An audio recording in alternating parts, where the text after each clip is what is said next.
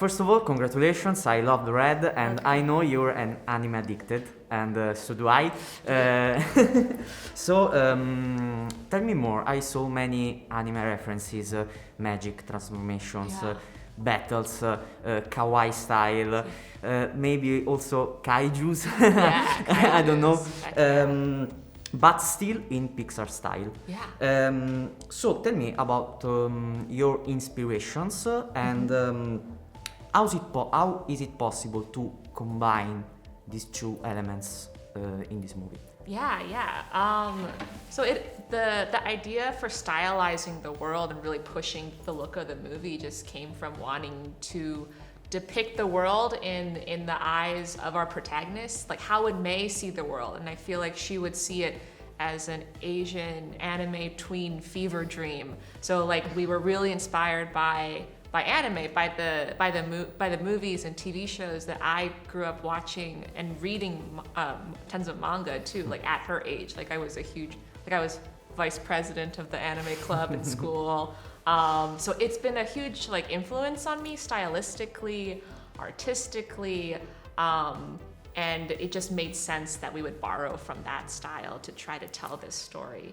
And everyone at Pixar was on board because Pixar has always been trying to push the envelope of animation with every new movie that comes out. We've done realism really, really well. And now this seems like a really fun challenge of how do we stylize and combine Eastern and Western animation together. And then in terms of like actual references, like I think you probably like seen them, like there's Sailor Moon, definitely for the color palette, but for the girls' friendship and how they support each other. Ranma Half and Fruits Basket for the transformation between human and animal, and the playfulness and comedy of those animes are my favorite too. I think those are plenty, and they're all like what I love about them too. Like they're all like written and drawn by super talented mangaka, like female like artists who I looked up to as a teenager. How did you find, as director but also as a producer, the key to do something new in the coming of age movies?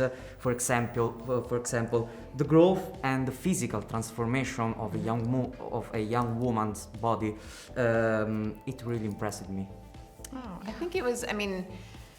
I think there hasn't been a lot of coming of age stories for girls, so we kind of had a nice wide open field in terms of figuring out how to kind of best represent it or best kind of animate or it in terms of stylize it. And I think the most important thing was to try to make sure that we were representing as kind of genuine of a multifaceted, nuanced, and complicated character, that we didn't kind of whitewash it or try to make it feel overly simplistic and overly stereotypical. So I think the good news was we didn't have a lot that we had to stay away from. It let us kind of go out there and kind of create the story we wanted to create, but the character itself was the most important, and Domee had such a strong sense of who she was from the beginning of the movie that it kind of allowed us to really kind of start to play around with kind of those awkward moments and how she would react, and kind of her relationship with her mom being so complicated.